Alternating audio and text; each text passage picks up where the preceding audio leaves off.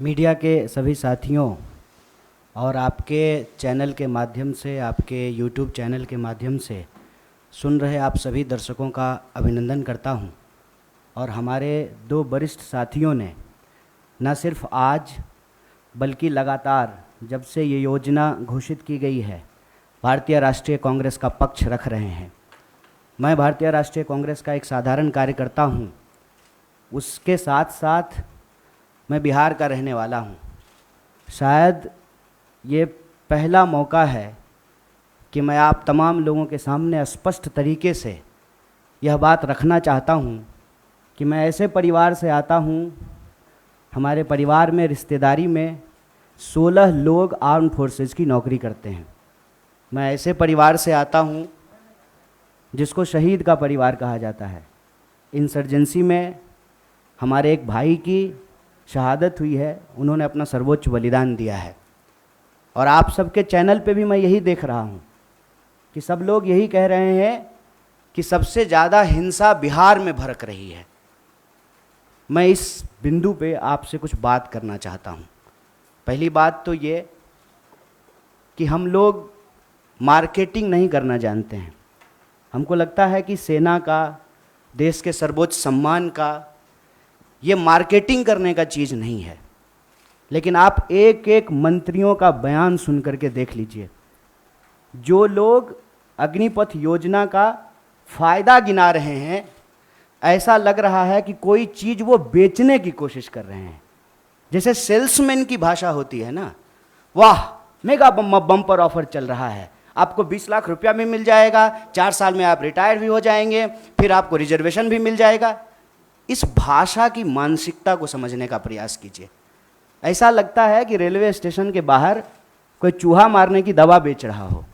साहब, आप मंत्री हैं, आप सबसे पहले देश की जनता को यह बताइए कि इस योजना की जरूरत क्या है।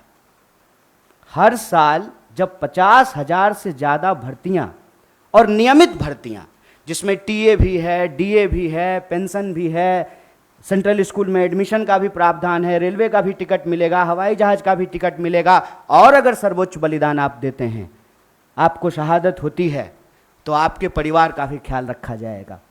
इन तमाम बातों को छोड़ करके मंत्री कह रहे हैं कि आपको 20 लाख रुपया मिल जाएगा इस उम्र में। ये वही भाषा नहीं है कि प्रधानमंत्री जी बोले थे कि काला धन वापस आ जाएगा तो आपके खाते में 15 लाख रुपया मिल जाएगा। मिल गया क्या 15 लाख रुपया? जिस खाते में 15 लाख रुपया मिलने वाला था ना, उसी खाते में 20 लाख रुपया भी मिलेगा। इस मानसिकता को समझने की ज़रूरत है और इसीलिए हम लोग इस योजना की ज़रूरत पे सवाल उठा रहे हैं।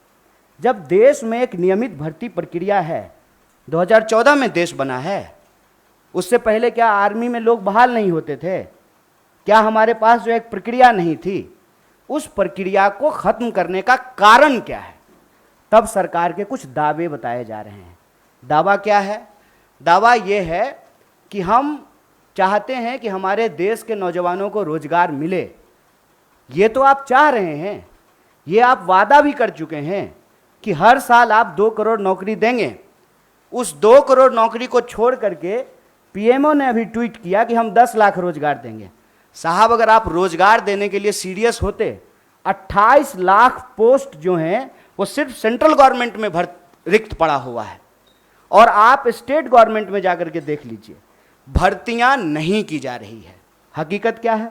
हकीकत यह है कि ये असली बात देश की जनता से छुपाना चाहते हैं। असली बात क्या है? आप सब लोगों को याद है कि जब नोटबंदी की गई तो यह दावा किया गया कि इसके बाद नक्सलवाद समाप्त हो जाएगा, आतंकवाद समाप्त हो जाएगा। कल ही जो है एक सब इंस्पेक्टर की फिर से टारगेटिंग किलिंग की गई है। नक्सलवाद की घटनाएं हो रही हैं, आतंकवादी घटनाएं लगातार हो रही हैं।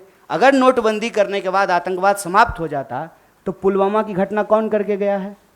कैसे पुलवामा की घटना हुई है? तो ये दावा करते हैं। जब उस दावे का आप पड़ताल करेंगे तो आपके ऊपर ही आरोप लगाना शुरू कर देंगे। एक व्हाट्सएप मैसेज घूम रहा है जिसमें कहा जा रहा है कि जिस भी योजना का कांग्रेस विरोध कर रही हो, ऐसा आप मान लीजिए कि वो योजना सही है। कांग्रेस के विरोध करने से आप चलते हैं? आप सत्ता में बैठे हुए मोदी जी, आपके ऊपर देश की जनता ने भरोसा किया है। विपक्ष के भड़काने से लोग भड़क जाते, विपक्ष की कही हुई बात लोग मान लेते तो प्रधानमंत्री मोदी जी होते। इस देश के लोगों ने मोदी जी के ऊपर भरोसा किया। और मैं याद दिलाना चाहता हूं कि ये वही नौजवान हैं, ये उस वक्त हिंसा नहीं किए जब इनके माँ बाप हजारों किलोमीटर पैदल चल करके अपने घर गए।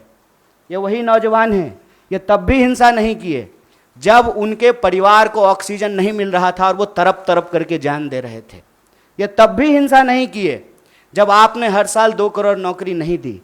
मैं देश की सरकार से, भारतीय राष्ट्रीय कांग्रेस की तरफ से यह अपील करना चाहता हूं कि ये कोना कोना कौन कोना सोतली पुतोह कोना खेलना बंद कीजिए। आप हकीकत में बताइए कि रियलिटी क्या है। क्या आपने विपक्ष को पूछा?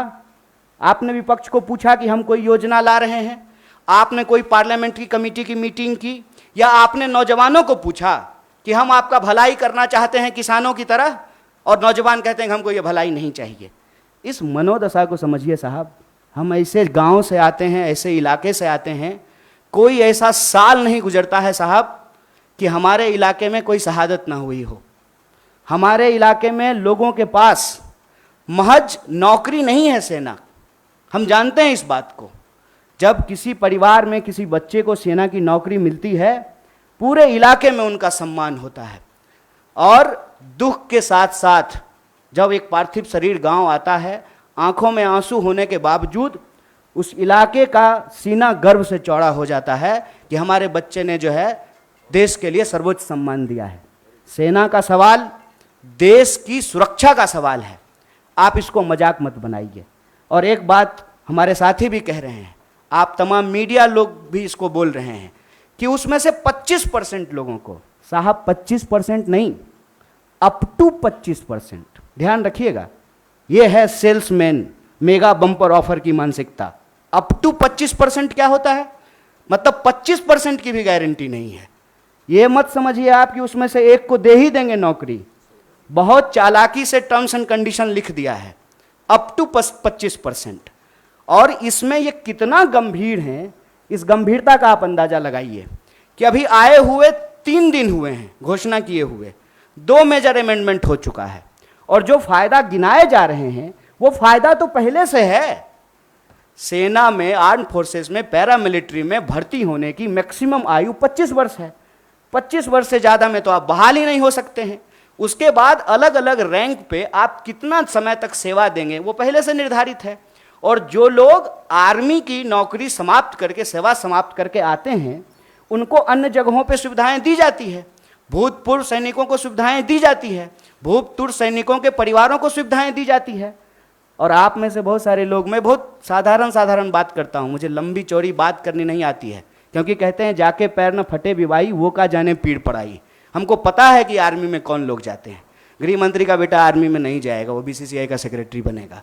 हमको पता है कि वहाँ पे सेवा करने वाले कौन लोग होते हैं, गरीब किसान मजदूर के बच्चे होते हैं। कोई नेता का बाल बच्चा आर्मी में नहीं जाता है। जाता है, प्रधानमंत्री भी जाते हैं फोटो खिंचवाने के लिए। फोटो खिंचवाने के लिए वर्दी पहनना एक बात होता है, देश की भक्ति के लिए, सर्वोच्च सम्मान के लिए वर्दी पहनना दूसरी बात होती है। दीपावली में जाकर के मिठाई बांट देंगे, उसके बाद आकर के अग्निपथ योजना ला करके देश की जवानों का दिवाला निकाल देंगे। अग्निपथ योजना इस देश के नौजवानों को अग्नि में झोंकने की योजना है। इस योजना को सरकार को तुरंत वापस लेना चाहिए। और ये जो लॉलीपॉप वाली भाषा है ना, इस लॉलीपॉप की भाषाओं को बंद करना चाहिए। और जहाँ तक बिहार में हिंसा का सवाल है, सीधा सा एक कारण समझ लीजिए, ये नौजवान ना किसी के द्वारा लाए गए हैं, ना किसी के द्वारा बुलाए गए हैं। आप तमाम प्रबुद्ध पत्रकार यहाँ बैठे हुए हैं, कोई ऑर्गेनाइज्ड आंदोलन होता है उसका स्वरूप अलग होता है। हम लोग 3 दिन से नहीं डिटेन हो रहे हैं यहाँ पे, हमारा ऑफिस छावनी नहीं बना हुआ है। हम लोग आते हैं, पुलिस पकड़ करके हमको ले जाती है, कोई हिंसा नहीं होती है, कुछ भी नहीं होता है। उसमें हिंसा क्यों हुआ है? क्योंकि वहाँ नौजवानों का सब्र जो है पानी सर से ऊपर चला गया है। और एक बात और जान लीजिए, जो हमारा बेरोजगारी दर है देश का, बिहार का बेरोजगारी दर डबल है साहब। जहां के मजदूर बिहार का मजदूर जाता है ना हरियाणा और पंजाब में धान काटने के लिए, बिहार के ही लोग आते हैं ना दिल्ली में काम करने के लिए, बिहार के ही लोग जाते हैं ना महाराष्ट्र में काम करने के लिए। जहां एम्प्लॉयमेंट नहीं है वहां के लोग ऑलरेडी विस्थापित होते हैं। ये जो बच्चे हैं ये उस उम्मीद में अपने गांव में रह रहे हैं, दौड़ रहे हैं जाड़ा गर्मी बरसात, सड़कों पे मैदानों में रेत पे, कि इनको किसी दिन सेना में सेवा देने का मौका मिलेगा। ये मौका इनसे जब छीना जा रहा है तो इनका सब्र टूट गया है। लेकिन मैं इन तमाम नौजवानों से भी एक अपील करना चाहता हूं, दोस्त, हम किसान के बच्चे हैं और हमारे माँ बाप ने इस सरकार को झुकाया है, इस सरकार को बताया है कि ये देश गांधी का देश है और गांधी के देश में सत्य और अहिंसा से ही कोई लड़ाई जीती जा सकती है। इसीलिए भारतीय राष्ट्रीय कांग्रेस की तरफ से इस आंदोलन का पूर्णतः समर्थन करते हुए सरकार से यह अपील करते हैं कि इसको वापस लीजिए और नौजवानों से अपील करते हैं कि देश की संपत्ति को मत जलाइए, मत जलाइए, क्योंकि कल को आपको वही संपत्ति इसी प्रधानमंत्री से बचाना भी है, क्योंकि देश की संपत्ति ये दोस्त को बेचने वाले हैं। ये हमारे आपके टैक्स के पैसे की संपत्ति है, इसकी रक्षा कीजिए, सत्य और अहिंसा के रास्ते पे चलिए। और किसानों ने 700 लोगों की शहादत देने के बाद 1 साल से ज़्यादा आंदोलन चलाया, शांतिपूर्ण तरीके से चलाया। तमाम तरह के आरोप लगाए गए, जैसे आज आपके आंदोलन को कहते हैं उपद्रवी, तोड़फोड़ करने वाले, हिंसा करने वाले। ये कहाँ से आ गए, कैसे आ गए, कौन है इसके लिए जिम्मेवार? और विपक्ष के माथे पर मत खेलिए। विपक्ष की बात जनता अगर सुन रही होती तो आप देश के प्रधानमंत्री नहीं होते। इसलिए प्रधानमंत्री होने के चलते मैं आपसे अपील करता हूं कि इस योजना को आप वापस लीजिए। देखिए, हालांकि ये जो है ना, मैं देख रहा हूं कि टीवी मीडिया रिपोर्टिंग में और कई जगह इस बात को बार बार हाईलाइट किया जाता है कि बिहार में आंदोलन हो रहा है। एक्चुअली एक डिजाइन है। किसान आंदोलन के दौरान भी आपने देखा होगा कि नहीं कुछ मुट्ठी भर किसान हैं वो हरियाणा और पंजाब के। अगर मुट्ठी भर थे तो वापस क्यों लिया? और अगर सिर्फ बिहार का मसला है तो नागपुर से लोग जो है पैदल क्यों आ रहे हैं दिल्ली की तरफ? तेलंगाना में घटना हुई, झारखंड में हुआ, राजस्थान में हुआ। तो ये एक देशव्यापी सवाल है। ऐसा नहीं है कि किसी एक राज्य से ही लोग सेना में भर्ती होते हैं, हर राज्य से होते हैं। बिहार का जहाँ तक मसला है, मैंने आपको कहा कि राष्ट्रीय बेरोजगारी दर से बिहार की बेरोजगारी दर दोगुनी है और वहाँ पे काम के लिए विस्थापन करना, दूसरे राज्यों में काम करना, ये दशकों से ये समस्या चली आ रही है। मैं मौजूदा सरकार को जिम्मेवार नहीं ठहरा रहा। इसकी वजह से क्या हुआ है कि जो एक आखिरी उम्मीद कहते हैं नौजवानों का कि हमको सर्वोच्च बलिदान देने का मौका मिलेगा, सेना में सेवा करने का मौका मिलेगा, और बहुत कुछ निर्भर करता है साहब। मैं बहुत सारी चीज़ें बोलना नहीं चाहता हूँ। नहीं होगा ना आर्मी में भर्ती तो ब्याह नहीं होता है, आप जान लीजिए ये बात। और 4 साल में रिटायर होकर के आ जाएगा तो कौन ब्याह करेगा जी? ये बहुत बुनियादी सवाल है, समझिए इस बात को। एक लड़का सिर्फ नहीं जाता है आर्मी का नौकरी करने के लिए, पूरा का पूरा परिवार, पूरा का पूरा गांव उससे सम्मानित होता है। अगर ऐसा नहीं होता तो क्यों शहीदों का जो है गेट बनाया जाता है? ये हमारा एक व्यक्तिगत पेन है साहब, इसीलिए हम लोगों को दुख हो रहा है। और ऐसा नहीं है कि हम इस सवाल पे निकले हैं। अभी रेल मंत्री अपील कर रहे हैं। ये रेल मंत्री तब कहाँ थे जब रेलवे की भर्ती में गड़बड़ी आई थी? याद कीजिए, तब भी बवाल हुआ था। तब रेल मंत्री आकर के बोले, फिर उस योजना को वापस लिए। तो बेसिकली क्या है ना कि प्रधानमंत्री जी खुद को समझते हैं डॉक्टर डैंग और हम लोगों को समझते हैं पिंजरे में बंद चूहा। तो जब मन करे तब जो है ना इंजेक्शन लगाना शुरू कर देते हैं, टेस्ट करते हैं कि कितना उछला, कितना जो है अनसीरियस चीज है। आप समझिए तो 2 दिन आंदोलन हो गया, कई ट्रेनें जल गई, हिंसा हो गई, तब कह रहे हैं कि नहीं इस बार जो है 2 साल एज बढ़ा देंगे। तो सो रहे थे, कहता तो है कि जगते रहते हैं आप, सोते ही नहीं हैं। तो उस वक्त बहाली जब आप निकाल रहे थे तो आपको समझ में नहीं आया था। ये सीरियस नहीं है। दूसरा बात है कि झूठ बोलते हैं और सब मंत्री लोग को लगा देंगे कि तुम जरा प्रोडक्ट बेच करके आओ तो ले लो, खरीद लो, बेच लो, फायदे फिर। अरे क्या मानसिकता है ये? आप देश चला रहे हैं ना, देश की वस्तु स्थिति बताइए। आप बताइए कि आर्थिक हालत ये है कि ऑलरेडी अमेरिका रिसेशन अनाउंस करने वाला है और आप नोटबंदी के बाद रिजर्व बैंक का जो रिजर्व पैसा है वो निकाल लिए हैं 8,500 करोड़ का विमान खरीदने के लिए। और ठीक कहा ना इन्होंने कि 71 साल में ये देश सेवा करने का दावा कर रहे हैं। मैं प्रधानमंत्री को कुछ बोल ही नहीं रहा हूं। हाँ न, मैं तो ले सकता हूँ, मैं डरता थोड़ी हूँ। एक हद, हाँ वही कह रहे हैं, क्यों नहीं ले सकते हैं कि आप सेवा कर सकते हैं और हम सेवा के लायक नहीं हैं। और उस ड्रोन का क्या हुआ जिससे वो कहीं देश में गड़बड़ी देख लेते हैं ड्रोन से आजकल। तो ड्रोन क्या था, छुट्टी पे था कि उसका बैटरी खराब हो गया था? क्यों नहीं ड्रोन भेज करके देख लिए कि क्या हो रहा है देश में। बात यह है कि ये जानबूझ करके हिंसा भड़काते हैं, मेरा इस बात पे जोड़ है। और वो इस बात को अपने व्हाट्सएप के इको चैम्बर से फैलाते हैं कि मोदी जी का अवतार इस देश का भला करना चाहता है।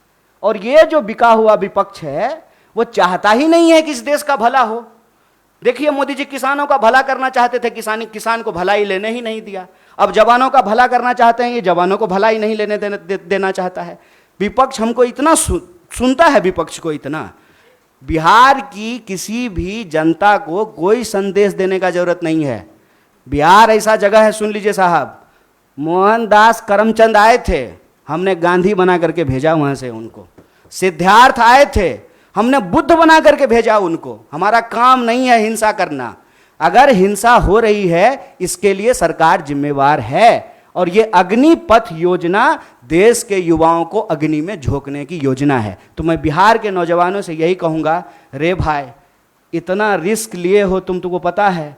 और आपको एक बात और मैं बताऊँ, आप लोग इसको नोट कीजिएगा, जो लोग आर्मी का तैयारी करता है ना, वो डर से जुलूस प्रदर्शन में नहीं जाता है कि पुलिस केस हो जाएगा तो हमेशा के लिए नौकरी नहीं ले पाएंगे।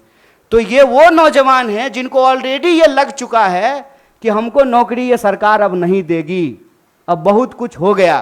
तो मैं उनको कहता हूं कि चलिए नौकरी के लिए आप संघर्ष कीजिए, लेकिन जहां आप नौकरी करेंगे वो तो वही रेलवे है, वही सरकारी संपत्ति है, उसको कोई नुकसान मत पहुंचाइए।